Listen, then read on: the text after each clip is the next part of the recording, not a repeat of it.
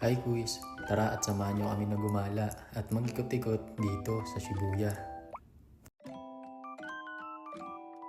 So for today's video ay kasama ko nga pala ngayon si Mrs. Bukod kasi sa paggala ay meron talaga kaming sadya doon. Ihahatid kasi namin tong mga gamit na pinabili ng kapatid niya na nasa Pinas. Meron kasi yung kaibigan na nandito ngayon sa Japan na nagbabakasyon. Kaya naman nakisuyo siya sa kaibigan niya na isabay tong mga gamit pag uwi ng Pinas. At bukod dun meron din daw pinadala yung kapatid niya na gamit para kay Mrs.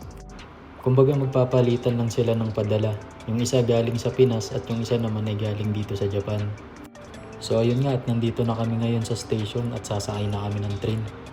Medyo mabilis lang naman yung biyahe, sabi ni Mrs. mga nasa 30 minutes lang.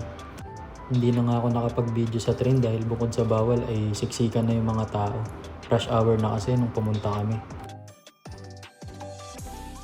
So ayun at nandito na nga kami sa Shibuya at palabas na kami ng station.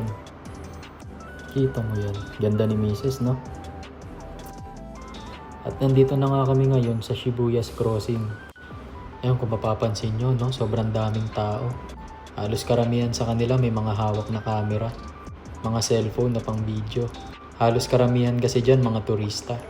Dahil alam naman natin na sikat ang Shibuya's Crossing ng Japan sa buong mundo. Kaya naman pinupuntahan talaga to ng mga turista. Pero bago yan hindi muna ako nagpakuha ng video sa crossing. Kasi kailangan muna naming maihatid tong gamit sa kaibigan ng kapatid niya.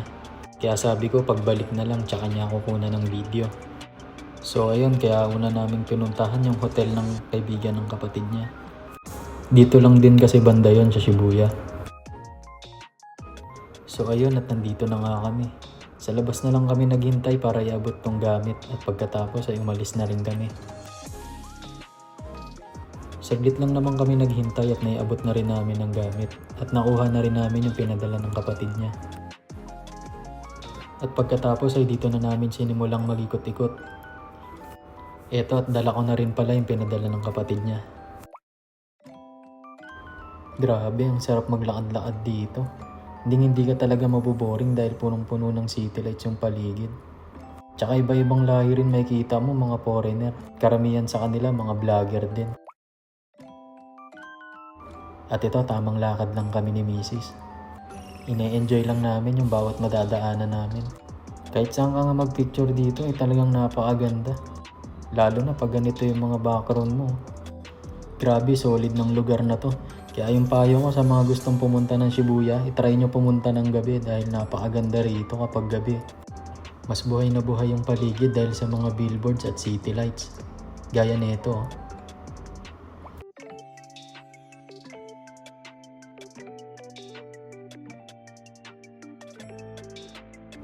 Namiss ko talaga itong mga ganitong gala eh.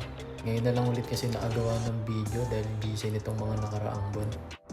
Pero sana magtuloy-tuloy na ulit sa paggawa ng mga ganitong klaseng video.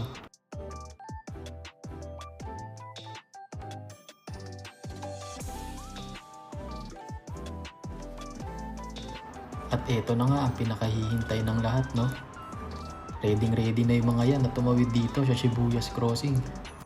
Karamihan pa nga sa kanila ay tumatakbo sa gitna pagka green light. Paunahan sila para makakuha ng mas magandang spot. Agaw pansin nga rin tong mga maliliit na sasakyan na tumawid. Para bang sila yung nasa Mario Kart. Liliit. Ang cute nila tingnan. Tas mga foreigner pa yung mga nagmamaneho niyan. So ayun na nga at pinaredy ko na kay Mrs. yung video. Dahil malapit na kaming tumawid. Ako lang naman yung kukunan niya ng video dahil ayaw niya kasi ilang beses na rin siyang nagpabalik-balik dito. At hindi na rin bago sa kanya yung mga ganitong eksena. Karamihan nga ng mga nagbibideo na to ay mga foreigner no. Kasi wala namang pakialam yung ibang mga Hapon kasi mga galing pa yan sa trabaho eh. Pero para sa agaya kong dayuhan sa bansang to, syempre nakakataba ng puso na makarating sa ganitong klase ng lugar. At syempre unforgettable yun. At dahil tapos na kaming mag-video sa crossing ay nagyaya ng kumain si Mrs. Kaya naman naghanap na kami ng makakainan namin bago umuwi. Nakakagutom nga yung ginawa naming paglalakad. At buti na lang merong malapit na makakainan. Buntis kasi si Mrs. kaya hindi siya pwedeng malipasan ng gutom. Kaya ito't nag-order na agad kami. At habang kumakain nga ay pinapanood namin yung mga video. At pagkatapos nga namin kumain ay umuwi na rin kami. So paano guys, hanggang doon na lang muna. Maraming salamat sa pagsama. Bye bye!